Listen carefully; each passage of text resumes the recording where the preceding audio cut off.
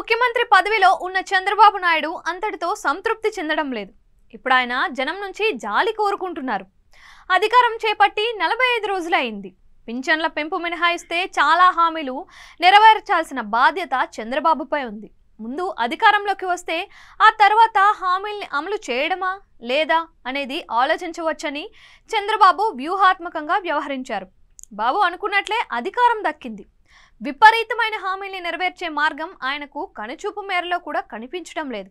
అందుకే ఆయన పూర్తి స్థాయి బడ్జెట్ను కూడా ప్రవేశపెట్టలేకపోతున్నారు.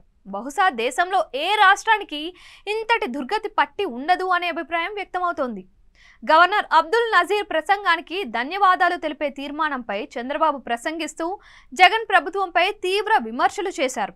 జగన్ ఏలుబడిలో ఏపీ ఆర్థిక వ్యవస్థ చిన్నాభిన్నమైందని ఆరోపించారు. ఏపీ ఆర్థిక ఇబ్బందుల వల్ల పూర్తి స్థాయి బడ్జెట్ కూడా పెట్టుకోలేని దుస్థితి ఏర్పడింది అన్నారు.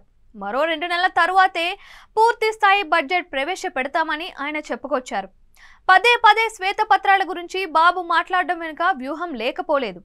రాష్ట్రాన్ని జగన్ దివాలా తీశారని, దీంతో రాష్ట్ర ఖజానాలో ఏమీ లేదని చెప్పడం ద్వారా అయ్యో పాపం బాబు అని జనం అనాలని ఆయన కోరుకుంటున్నారు.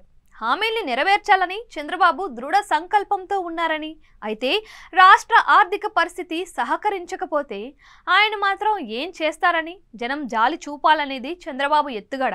ఈ విషయంలో బాబుది అత్యాసే. ఎందుకంటే జగన్ సంక్షేమ పాలన పుణ్యాన రాష్ట్రం ఆర్థికంగా దివాలా తీసిందని నిత్యం విమర్శించిన సంగతి బాబు మరచినట్టున్నారు. ఆర్థిక ఇబ్బందులు ఉన్నా సరే జగన్ కంటే ఎక్కువగా ప్రజలకు సంక్షేమ లబ్ధి కలిగిస్తారని బాబు బడాయికి పోయారు. ఇప్పుడు తనను అర్థం చేసుకోవాలని, సంక్షేమ పథకాలు ఇవ్వలేనని చెప్పడానికి సర్కస్ ఫీట్లు వేస్తున్నారు. మాట ఇచ్చి మోసగించారనే అభిప్రాయం జనంలో కలిగితే రియాక్షన్ ఎలా ఉంటుందో బాబుకు తెలియంది కాదు.